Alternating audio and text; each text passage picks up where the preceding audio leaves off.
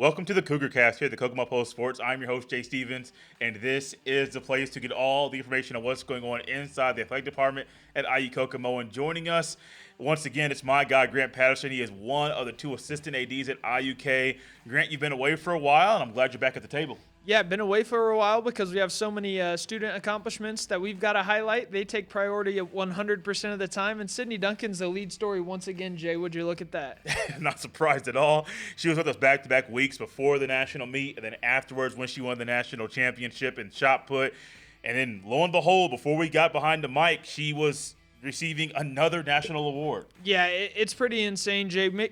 I became aware of this last week. It came out, I believe, last Monday. Just busy week with us. Home opener at Kokomo Municipal Stadium. Had some kinks to work through. So just now getting around to it. But yeah, Sydney Duncan named U.S. Track and Field and Cross Country Coaches Association. It's a mouthful. She was named their NAI National Women's Field Indoor, obviously, Athlete of the Year. A very big mouthful for the actual term of it.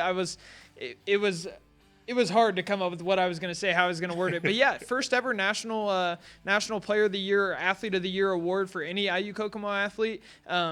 I had to look into that because Grant Gaylor won a national championship, her coach, obviously. So I had to look into that and see if he won. He did not, that I was able to find. So yeah, she becomes our first ever National Field Athlete of the Year. She obviously won the Athlete of the Week award twice. A couple other people have won it. Kylie Moore won it for soccer this year. But, man, just another accomplishment. She's obviously a three-time NAI All-American. She earned All-American honor for USTF CCCA once again, so three-time there as well. It's just insane that she's only halfway through her sophomore season athletic competition-wise, with outdoor still coming up, and to see all that she's accomplished already. One of the best things I saw in that article that was on the IUK Athletics website was that she's a top 20 female thrower in the country, collegiately. And that goes from D1 to NAIA. Bro, that's insane. That could be a slight, to be honest with you, too, Jay. I know she was 11th at the day when she immediately made that throw. She was 11th, and then she dropped back to 14th or 15th and obviously hasn't thrown since. So I'm just assuming she is still within the top 20. I felt that was a fair reach. Yeah. So, yeah, she was 11th when that throw occurred, but with other D1 meets wrapping up, the indoor season for D1 as well wrapping up, I'm sure she's still in the top 20. That's amazing. That's amazing. Outdoor season's right around the corner. She's going to be throwing. There's going to be a lot of Cougars that are getting action to try to make their way to the national outdoor meet. That's once again in Marion, I believe. Yeah, awesome point, Jay. Yeah, that's at the end of my article I wrote on IUKCougars.com. It's awesome that we'll have somebody in national title contention, as her and Emma Byram were last year in both shot put and javelin. To see one's already completed that. Grant, after he won his national championship, that was his final meet of his career. So he never got to try and defend a national title. Now, I'm sure he will have a bit of a chip on his shoulder as well, being Sydney's coach, and the fact that he never got to defend one. So I'm sure that between this outdoor and next indoor season, they're going to be just as fired up to bring one home again, just to prove that this was no fluke this year in her sophomore year, and sign of great things to come throughout the rest of her career. Sydney Duncan and Grant Gaylor aren't the only Cougars that are fired up right now. The baseball team is eager to get back on the field and play once again. They have a away trip this weekend to Oakland City. Yeah, it's an away trip, a bit of a schedule influx, not sure what necessarily is going to happen after Friday's doubleheader. Normally it's just one game Friday, but because of incoming weather, I believe it's going to be pretty nasty rain-wise down there Saturday morning and all day Sunday in the Evansville area. So they'll play 2 games Friday at Oakland City. Oakland City's a squad that top 4 in the River States Conference with us, Shawnee State, and IU Southeast. So as we mentioned, non-conference was a gauntlet. River States Conference starts out just the same way. You open up with number 17 IU Southeast, then you battle Shawnee State, and they're predicted to finish second in the conference, and then Oakland City right behind us in the preseason conference poll. So doesn't get any easier, Jay, quite yet, but after this weekend, I would say it does. Coach Honecker would not say that it does. Just a credit to our tough schedule and how much better the River States Conference has gotten. But first time we have played on this field, I believe it's called Conkler Field. It's a brand new field at Oakland City. I believe it's completely turf. If not, it's at least turf infield, grass outfield. So good for the guys to another high-level field within the conference, being born, if you will, introduced to the squad.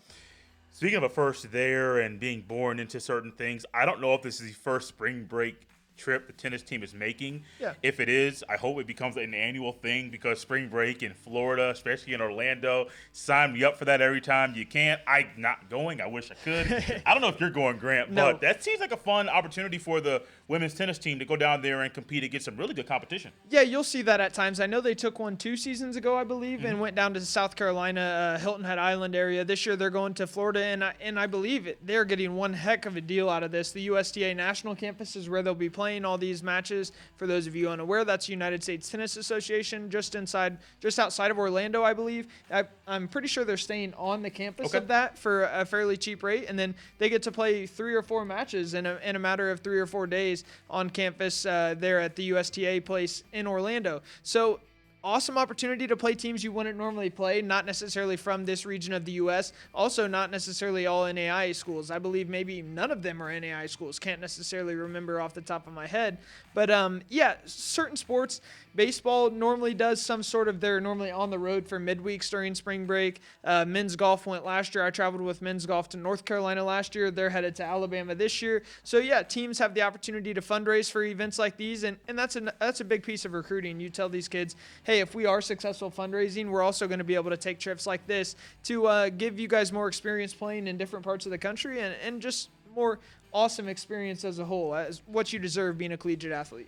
Noah Harris had an awesome experience being a Cougar basketball player, and you told me before the show he joined a very exclusive group. Yeah, that was one of the best parts of my day today, for sure. Nonetheless, I got to we've been studying, Noah and I have. He's been bugging me, and rightfully so. It's a massive accomplishment to reach 1,000 career points, and that's exactly what he did with his 14-point performance in the March 1st semifinal versus IU Southeast. 14 points. He would say he fell short because the team didn't win and advance to the national tournament, but that hit the mark exactly, nail on the head, if you will, Jay. That got him from 986 career points to 1,000 career points on the dot.